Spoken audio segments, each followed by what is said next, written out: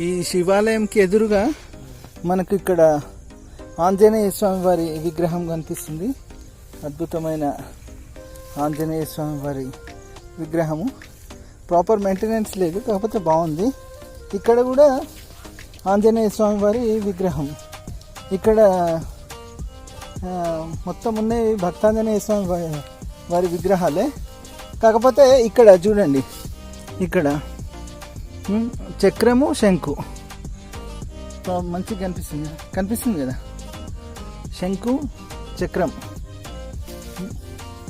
ఇక్కడ ఈ భక్తాంజనేయ స్వామి వారు పిల్లకతో ఉంది.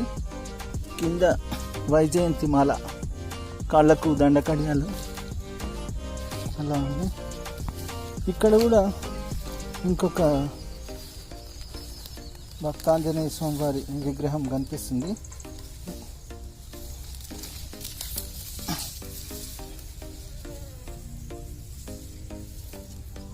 ప్రాపర్ మెయింటెనెన్స్ చాలా బాగుంది. వావ్, ఇక్కడ ఉన్నాయన్నీ ఆంజనేయ స్వామి వారి విగ్రహాలు. ఇది చాలా చిన్నగా ఉంది. ఇక్కడ అది చిన్నది ఏంటి స్వామి? ఈ పక్కన అది హనుమాన్, అది కూడా హనుమాన్ విగ్రహం. ఇది కూడా అంటే భక్తులు కోరిన కోరిక నెరవేరిన తర్వాత ఇక్కడ ఆంజనేయ స్వామి విగ్రహాలు ప్రతిష్ఠిస్తారా, లేకపోతే ఇవి కూడా పురాతన విగ్రహాలాగానే కనిపిస్తున్నాయి నాకైతే? ఇవి ఫస్ట్ నుంచే ఉన్నాయి, 40 years నుంచి అట్లే ఉన్నాయి. 40 years నుంచి ఉన్నాయి. 40 years ఏంది ఇంకా? ఇప్పుడు 45 నేను పుట్టినప్పటి ఉన్నాయి అన్నట్టు. ఇంకా చాలా పాత విగ్రహాలాగానే కనిపిస్తున్నాయి. అయితే అన్నిటికంటే గొప్పగా ఏముందంటే ఇక్కడ సూర్యుడి విగ్రహం, సూర్య భగవానుడి విగ్రహం కనిపిస్తుంది మనకు. సూర్య భగవానుడి విగ్రహం కనిపించడం ఇలాంటి ఆలయాల్లో చాలా అరుదు. ఇక్కడ కింద పశువు అంటే ఆవు లాంటిది కనిపిస్తుంది.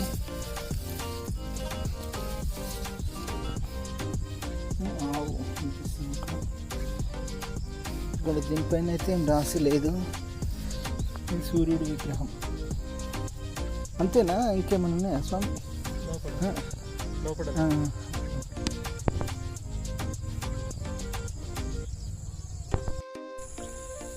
ప్రస్తుతానికి ఈ ఆలయం ఈ పొలాల మధ్యలో ఉన్న ఈ ఆలయానికి 7 ఎకరాల ఆలయమాన్యం ఉండేది. ఇప్పుడైతే ఆలయమాన్యం అంత లేదు. జస్ట్ చిన్న ఒక 200 గజాల వరకు ప్లేస్ మాత్రం అలా మిగిలిపోయింది. ఇక్కడ ఉన్న శమీ వృక్షము, రావి చెట్టు, తర్వాత అడవి మల్లె చెట్టు కింద ఆంజనేయ స్వామి వారి విగ్రహాలు 1 2 3 4 5 6 7 ఆంజనేయ స్వామి వారి విగ్రహాలు మరియు సూర్య భగవానుడి విగ్రహం మనకు కనిపించింది. స్వామి మీ పేరు? సత్యనారాయణ గారు. వీళ్ళ ఫాదర్ ఉన్నంతకాలం ఈ ఆలయం గురించి పట్టించుకునేవారు, చూసేవారని. మొత్తం ఉండి ఇక్కడ 40-50 years నుంచి ఇక్కడనే ఉన్నాడు. ఇక్కడనే జరిగిపోయింది మొత్తం. అదే మీ నాన్నగారి సమాధి కూడా ఇక్కడే ఉందని చెప్పి ఇదే ఆలయ ఆవరణలో వీళ్ళ నాన్న కూడా నేలపల్లి బాలయ్య గారు. మీ పేరు? నా పేరు సత్యనారాయణ గారు.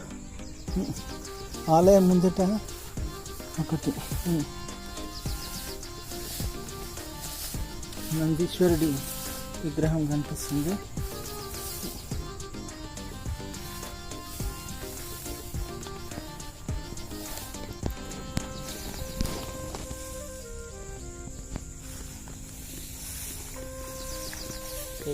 కదా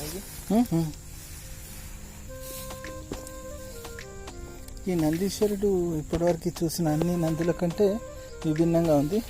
కాకపోతే ఇది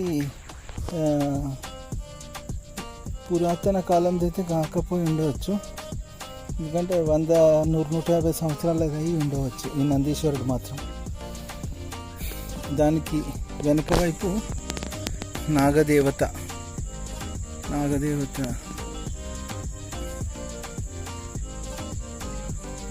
శిల్పం ఒకటి ఉంది.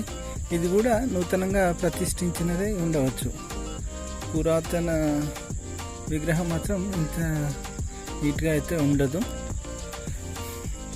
ఈ ఆలయం మాత్రం చాలా చాలా పాతది. ఇక్కడ మనకు కనిపిస్తున్నారు కదా చండీశ్వరుడు, డమరుకము త్రిశూలం పట్టుకుని లలాట బింబంగా మనకు వినాయకుడి విగ్రహం ఉంది. ఇక్కడ పైన రాసి ఉంది కదా ఏదో గుడి పేరు. ఇక్కడ గుడి పేరు ఏదో ఉంది చేస్తాం, అది కాశీ విశ్వనాథ అని ఏదో రాసి ఉంది కదా. ఇక్కడ గుడి పేరు ఏదో ఉంది,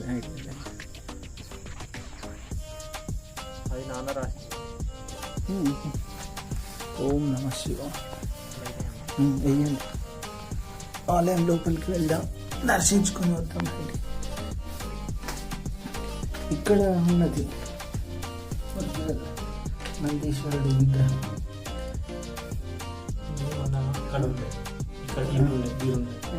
తీసేసి అది తీసి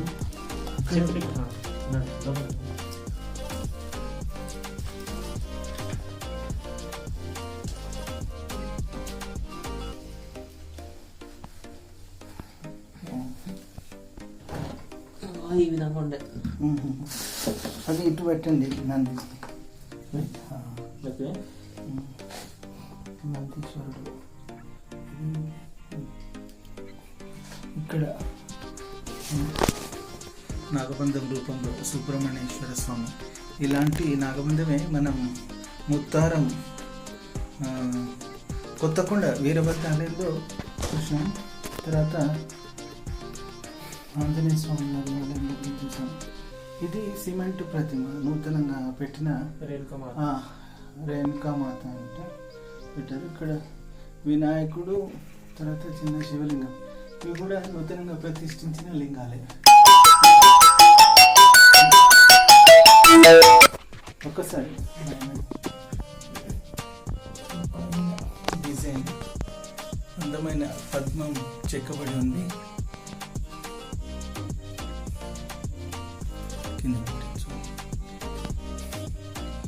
ఓం నమ శివాయ.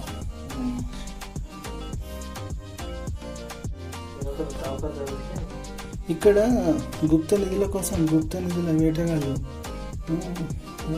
తవ్వకాలు జరిపి ఈ ఆలయాన్ని శిథిలపరచడానికి ప్రయత్నించారు. ఈ ఆలయంలో తవ్వి అంత మట్టి ఉంది మొత్తం కింద. ఇక్కడికి కొంచెం ఇదంతా ఫ్లోర్ అంతా మొత్తం పాడేసిండు. తవ్వకాలు జరిపి అదంతా ఆంజనేయ స్వామి గారి కదా. అక్కడ కూడా ఏదో ఉంది అక్కడ కింద. ఆహా, అద్భుతమైన కృష్ణుడి విగ్రహం ఇక్కడ చూపించండి దగ్గర. శ్రీకృష్ణుడి విగ్రహం ఇక్కడ ఉంది.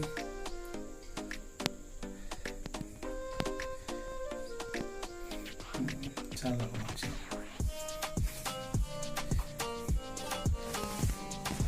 మన పురాతన ఆలయాలు మన సంపద, వాటిని రక్షించుకోవడం మన బాధ్యత, మన సామాజిక బాధ్యతగా గుర్తెరిగి అందరూ వీటిని జాగ్రత్తగా కాపాడుకోవాలని నేను వ్యక్తిగతంగా మనవి చేస్తున్నాను. ఇది అంటే ఆ కమ్యూనిటీ కాపాడుకోవాలి, ఈ కమ్యూనిటీ కాపాడుకోవాలని కాకుండా అందరూ కలిసి సామాజిక బాధ్యతగా గుర్తెరిగి ఆలయ భూములు అన్యాక్రాంతం కాకుండా చూసుకోవాలి, ఆలయాలను కాపాడుకోవాలి, మన సనాతన ధర్మం ఉనికిని కాపాడుకోవాలని నేను వ్యక్తిగతంగా వినతి చేస్తున్నాను. ఓం నమ శివాయ. అంతరాలయం నుంచి ఈ గర్భాలయంకి వెళ్ళే ప్రవేశ ద్వారానికి లలాట బింబంగా లింగాన్ని అభిషేకిస్తున్న ఏనుగులు ఇక్కడ మనం చూసి ఉండవచ్చు. ఇది అంటే కాకతీయుల మలితరం శివాలయం అయి ఉండవచ్చు. దీన్ని బట్టి చూస్తే కాకతీయుల ఆలయాల్లో మనం తరచూ ఇలా చూస్తుంటాం కదా, రాజ్యలక్ష్మి అమ్మవారు లేదా లింగాభిషేకం చేస్తున్న గజేంద్రుల సమూహాన్ని ఇక్కడ మనం చూస్తాం. ఇలాంటిది లలాట బింబంగా పెట్టడం కాకతీయులకు ఆనవాయితీ. అదే ఇక్కడ పక్కన ఉన్న ఈ గుడిలో లోపల ఇందాక మనం చూసిన వినాయకుడి విగ్రహం ఉండేది, ఇప్పుడు అది లోపల వెళ్ళిపోయింది. ఓం నమ శివాయ, ఓం నమ శివాయ. ఈ శిథిలాలయానికి సంబంధించిన ఈ శిథిలాలయ ఆవరణ పక్కనే ఉన్న స్థలంలో ఒక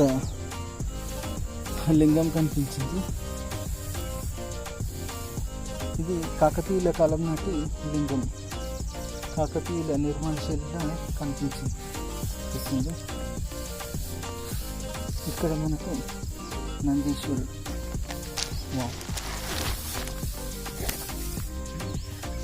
ఇక్కడ నందీశ్వరుడు మనకు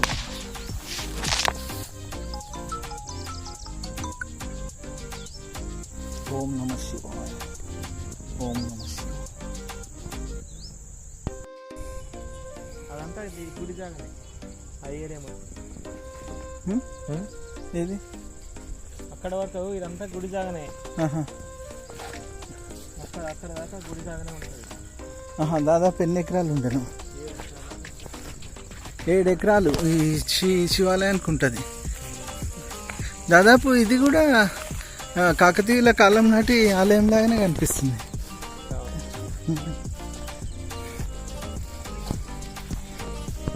చెప్పండి. ఓం నమ శివాయ. అయితే ఇక్కడ గుడి ఇట్లా ప్రాంతంలో మా నాన్నగారు చిన్నప్పుడు అయితే ఎడ్ల బండ్లు జాతరలు అవి నిర్వహించారు, పూజలు చేసేవారు. 40 ఏళ్ళ నుంచి అనాదిగా జరుగుతుంది పూజలు, ఏడాది ప్రతి సంవత్సరం జరుగుతుండేవి. అయితే ఊరి ప్రజలందరూ ఇక్కడికి వచ్చి పూజలు నిర్వహించేవారు. అయితే ఇక్కడ అన్నదానం జరిగేది. అయితే ఊర్లో ఒక విశిష్టతగా ఉండే అన్నట్టు ఒకప్పుడు విగ్రహం. ఇది ఇక్కడ గుడి ఊరన్ని ఆలయాల కంటే ఇది చాలా ఎక్కువ ఫేమస్ ఉండే, చాలా ఫేమస్ గా ఉండే. అగ్నిగుండాలు రథం బండ్లు తిరగడం అది బాగా చేస్తుండే అనమాట. అంతేనా?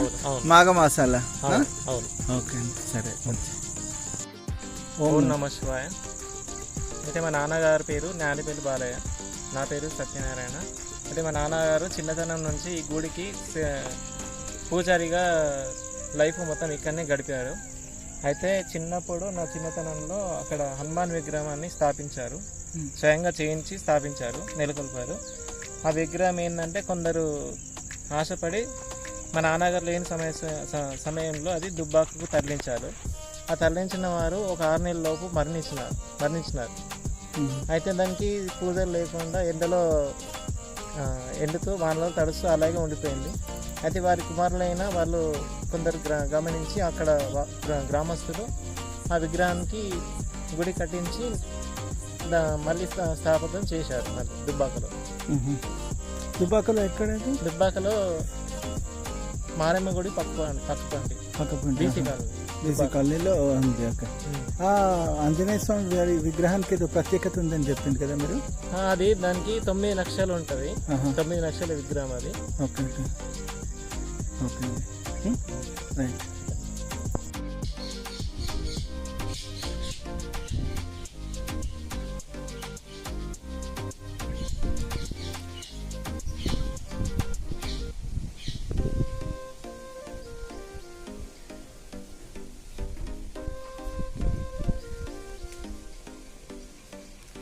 లచ్చపేట నుంచి తీసుకొచ్చిన ఆంజనేయ స్వామి వారి విగ్రహం ఇదే. దీనికి 9 రంధ్రాలు కూడా ఉన్నాయి, చూడవచ్చు. ఇదే విగ్రహాన్ని రాత్రికి రాత్రి తీసుకొచ్చి ఇక్కడ పెట్టారు. అప్పుడు ఈ విగ్రహం తీసుకొచ్చిన వాళ్ళు 6 నెలల లోపల అందరూ చనిపోయారని చెప్పారు. తర్వాత క్రమంలో లచ్చపేట శివాలయంలో ఎవరైతే న్యాలపల్లి బాలయ్య గారు ఈ విగ్రహాన్ని ప్రాణప్రతిష్ఠ చేశారో వారి పేరు మీదే విగ్రహ దాత అని చెప్పి ఇక్కడ మళ్ళీ ఇక్కడ దుబ్బాక బీసీ కాలనీలో ఈ విగ్రహాన్ని ప్రతిష్ఠించారు. ఈ విగ్రహానికి మనం చూడవచ్చు శంకు చక్రాలు మరియు సూర్యచంద్రులు ఇక్కడ ఉన్నాయి.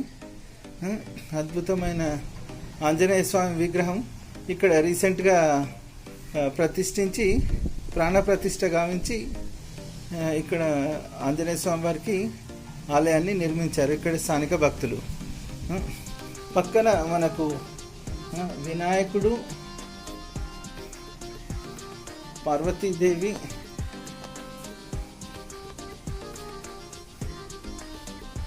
సుబ్రహ్మణ్యేశ్వరుడు లేదా నాగబంధం, ఇక్కడ సూర్య భగవానుడి విగ్రహాలు ఉన్నాయి. మధ్యలో శివలింగం ఉంది. ఇది ఈ ఆంజనేయ స్వామి వారి యొక్క చరిత్ర. లచ్చపేట నుండి ఇక్కడికి మైగ్రేట్ అయిన ఆంజనేయ స్వామి వారి చరిత్ర.